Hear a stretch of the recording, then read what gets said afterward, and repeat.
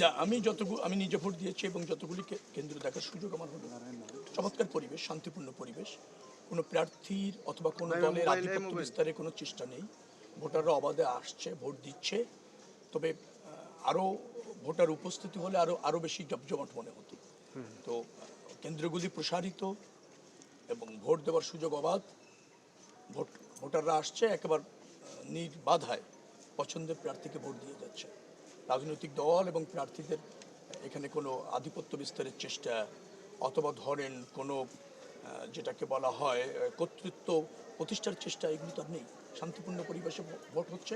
Vote ব্যবস্থাপনার সাথে যারা জড়িত এবং আইনশৃঙ্খলা রক্ষাকারী বাহিনী সবাই নিরপেক্ষভাবে দায়িত্ব পালন করছে। আমার কাছে এখনো পর্যন্ত কোনো বড় ব্যত্যয়ের খবর নেই, আর আমার দেখিও আমি নেই।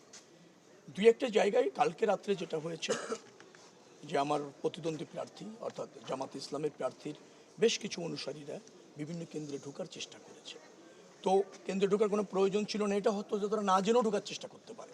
হয়তো এমন মনে করতে পারে কেন্দ্রে গিয়ে প্রিজাইডিং অফিসার আছে, পুলিং অফিসার আছে, আমরা গিয়ে দেখায় আসি, আমরা এখানে অনেক সংখ্যায় আছি, আমাদের অবস্থান আছে, তারা যেন আমাদের মানে একটা চাপে থাকে অথবা আমাদেরকে ইগনোর করার সুযোগ না পায়, এই ধরনের আধিপত্য বা মেন্টাল আধিপত্যের চেষ্টা হতে পারে। কিন্তু তারা কেন্দ্রে গিয়ে কিন্তু দখলের নিয়ন্ত্রণে নিতে চেয়েছে বা তাদের মতো করে ভোট করতে চেয়েছে, এরকমের কোনো কিছু আমি জানি। ওটা না হলে আরও ভালো হতো।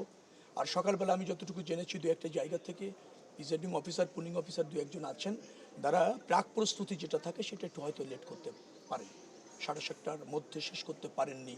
পুলিং এজেন্টগুলি তার গিয়ে তার পরিচয়পত্র নিয়ে বসতে পারেননি, একটু দেরি হয়েছে, এরকম আছে। বিচ্ছিন্ন এগুলি ভালো নির্বাচনের ক্ষেত্রে অন্তরায় না। নির্বাচন সুন্দর হচ্ছে এবং মানুষ উৎসবমুখর পরিবেশে ভোট দিচ্ছে, যে আসছে এনজয় করছে।